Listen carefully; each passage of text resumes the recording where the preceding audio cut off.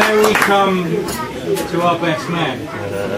Now I don't know how many of you know why a groom has the best man at his wedding, but in medieval times the groom would have to arrive at the father of the bride's house by himself. He would enter the great banquet hall without shield, without sword. Now in those days this was a slightly precarious situation for a young man to be in. So he would bring from his village or from his town his best swordsman. His best swordsman would wait with valiant steed at the entrance. Should anything go awry, he'd break down the doors, scoop up the groom, fighting everybody off and ride off to safety. However, in recent years, this role has changed slightly in the fact that if the groom gets cold feet and chooses not to appear, the best man steps up to the plate and takes his place. Thank God. Kirsty, you're lucky he's here.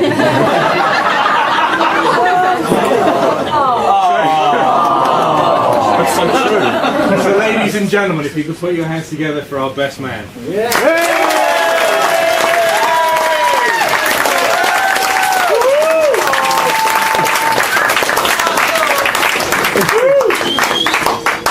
Okay, Richie, what's the time check? 24:05 at the moment. 8 minutes.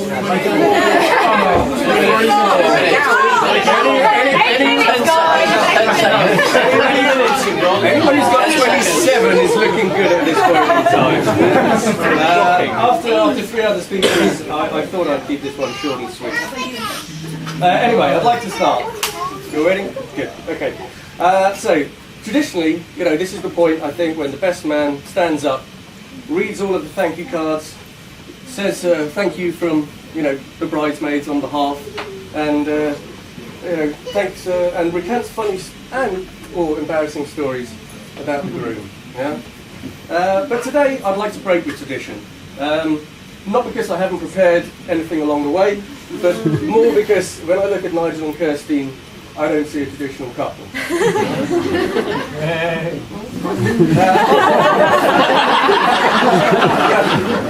After all, as we've already heard, we're gathered here today because Kirstine broke from the norm and decided that she was going to be the one to get down on bended knee.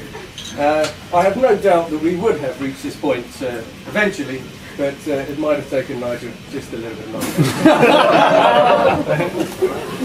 So in keeping with a less traditional theme, I'm going to leave the cards for you to read at your leisure. Yeah, I'm not going to read the cards out today. He's got a pattern running on this.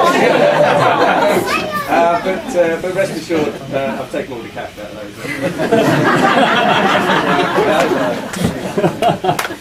Anyway, with regard to the wedding party, you don't need me to point out what a wonderful job everybody has done today in making this day happen.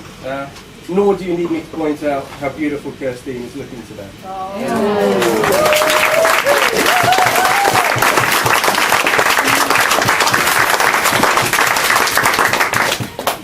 Well, as for Nigel, I'd almost forgotten what he looks like in the suit, but he's stuffed up well. We did have a double bed last night, but we split it 2 singles.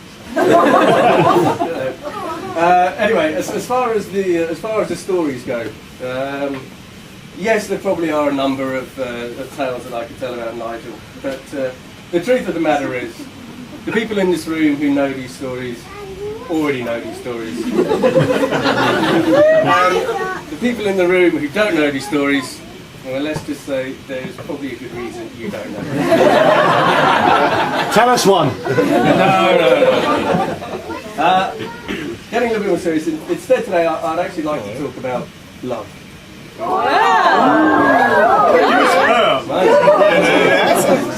Now I know what some of you may be thinking in the room here, that I'm not the best qualified to talk about love. And maybe not, but when it comes to love, I know what it looks like. And I see a lot of love in this room. But none more so than the love that I see between these two people. Rather than losing a best friend, I've gained another one. And to be honest, I couldn't be happier for Nigel to have met somebody as beautiful, intelligent, generous, and caring as me. And Kirstine and Nigel, you have met the person we affectionately know as Hardcore. I'm not sure how Nigel managed to pick his own nickname, but it seemed appropriate at the time, and it stuck. Looking back, I think we should have found something far more embarrassing for him. That time has passed. Those of you who know Nigel will know that there's no sport or activity that he cannot take to the next level. Bism Max is his motto, especially when it comes to speed. Nigel's love of speed has been well documented. Unfortunately for him, mainly under Article 13A of the Jersey Road Traffic Act.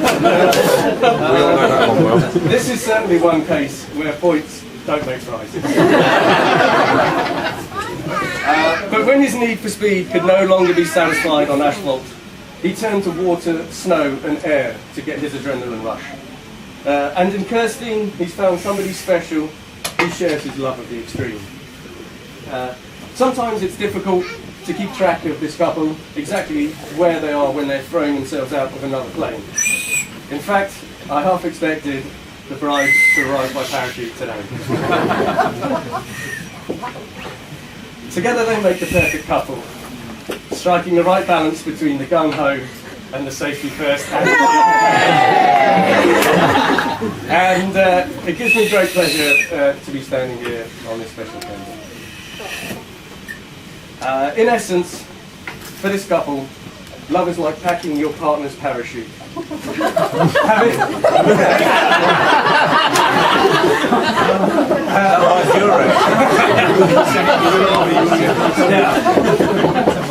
Having complete faith and trust in them, and putting the other person's well-being above that of your own. Ladies and gentlemen, could you please be upstanding? Very good. Very good. This is Nigel O'Brien. 6 minutes. Mr. and Mrs. Nigel O'Brien.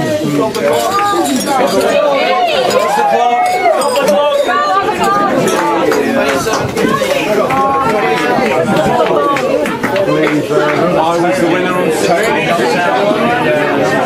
If we can have a round of applause for the best man, please.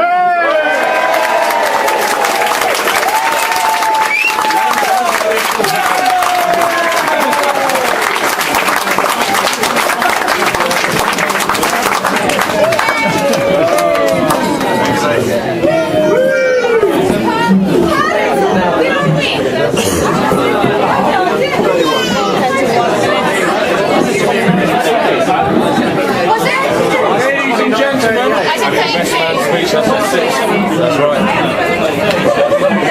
Ladies and gentlemen.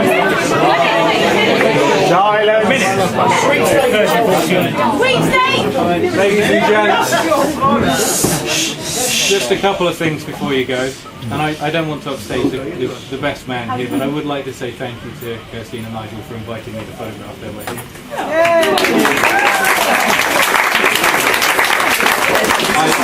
I've not met a nicer couple in years, so it's heartfelt thanks to you both. Ladies and gents, if you'd like to make your way outside, cake is served and the staff would like to change the room around for tonight's festivities. So, after the bride and groom, if you may.